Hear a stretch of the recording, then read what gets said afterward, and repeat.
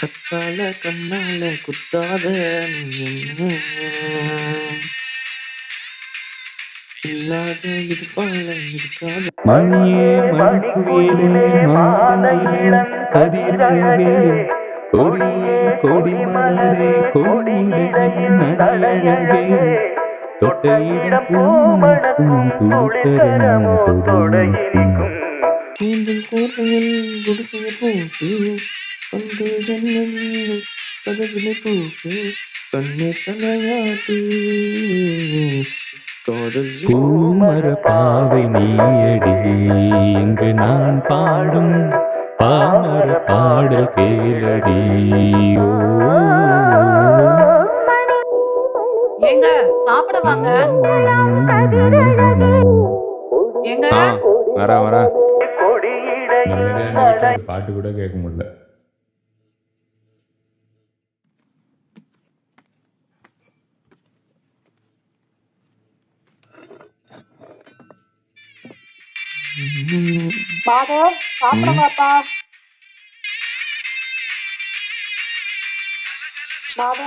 வர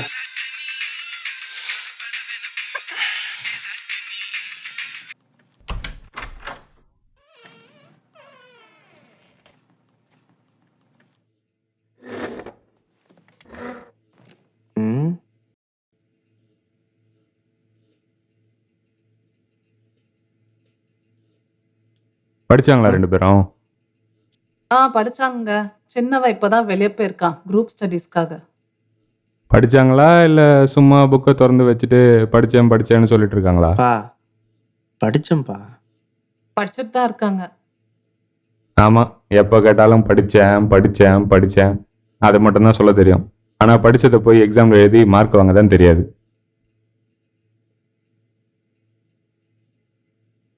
படிக்கிறது தவிர வேற என்னடா வேலை இருக்கு உனக்கு? 12th வந்துட்ட, எவ்வளவு மார்க் எடுக்கிற? அது ஒரு இல்லங்க, அவன் 70 to 80 வாங்கிட்டு இருக்கான். ஒரு 80க்கு மேலன்னா பரவாயில்ல. அது என்ன 70? ஏன் சார் 80க்கு மேல வாங்க மாட்டாராமா? எப்படி வாங்குவான்? அதெல்லாம் இருந்தால் தான் நல்லா பையன் ஆயிடுவானே. அவருக்கு டான்ஸு சினிமா இதெல்லாம் தான் மைண்ட்ல ஓடும். என்னத்த சொல்றது? பாரு, உனக்கும் சரி உன் தம்பிக்கும் சரி படிச்சு மார்க் எடுக்கிறது மட்டும்தான் இப்போ உனக்கு இருக்கிற ஒரே வேலை. இந்த டான்ஸு சினிமா இதெல்லாம் தூக்கி எறி. முதல்ல உனக்கு எப்போ என்ன கொடுக்கணும்னு எனக்கு தெரியும். உன் இஷ்டத்துக்குலாம் இங்கே விட முடியாது. ஒழுங்கா படிச்சு நல்ல மார்க் எடுக்கிற வழியை பாரு. மற்றதெல்லாம் நீ காலேஜ் முடிச்சுட்டு வேலைக்கு போறப்ப பார்த்துக்கலாம். புரியுதா?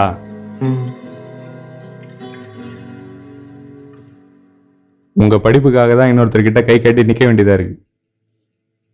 4 பேருக்கு வேலை கொடுக்குற இடத்துல இருந்தேன். இப்போ மாசம் 10,000 ஒருத்தங்கிட்ட டிரைவர் வேலை பார்த்துட்டு இருக்கேன். எவ்வளோ? 10,000 ரூபா. உனக்கு ஒரு வருஷத்துக்கு ஃபீஸ் எவ்வளோ? அது ஒரு 45 இருக்கும். எவ்வளோ? 45,000. உன் தம்பிக்கு எவ்வளோ? ஒரு 28,000. ரெண்டும் சேர்த்து எவ்வளோ வருது? 73,000 ரூபா. அதையும் ஒரே ஃபீஸா கட்டணும் 2 பேருக்கும். மாசம் 10,000 ரூபா சம்பளம். 2 பேருக்கும் ஒரே நேரத்தில் ஃபீஸும் கட்டணும். அவன் நல்லா படிக்கிறான், அதனால ஸ்காலர்ஷிப் வருது. சரி, ஓரளவுக்கு சமாளிச்சிடுறேன். உனக்கு அதுவும் கிடையாது. எப்படி தருவான்?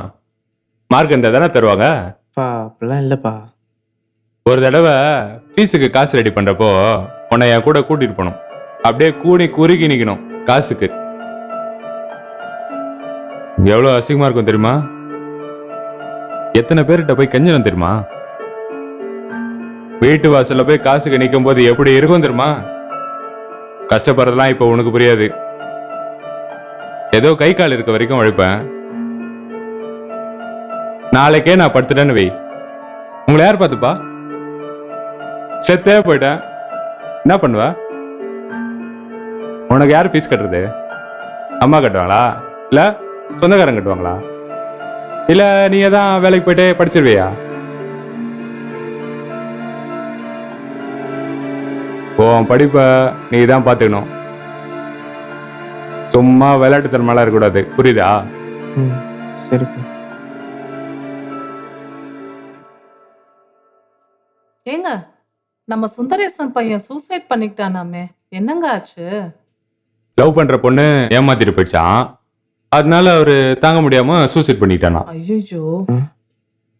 எப்படி லைஃப் அவங்களே ம். கெடுத்துக்கிறாங்க பாருங்க. ச்சே.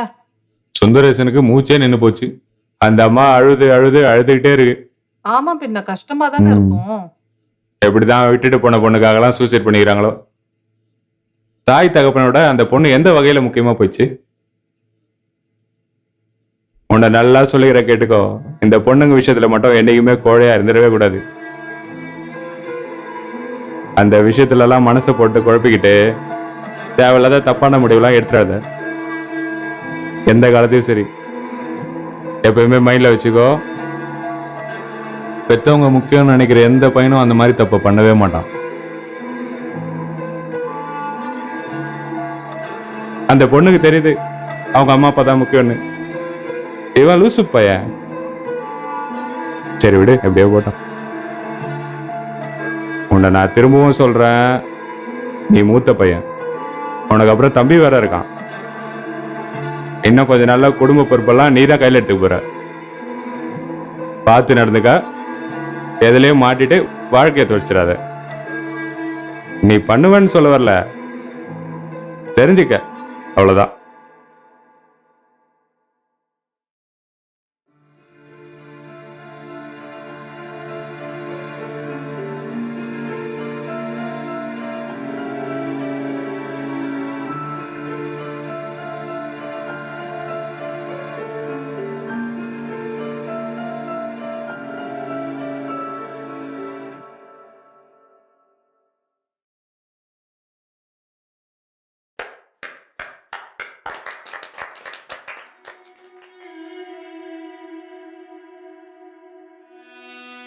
என்பி படம் சூப்பரா வந்திருக்கு.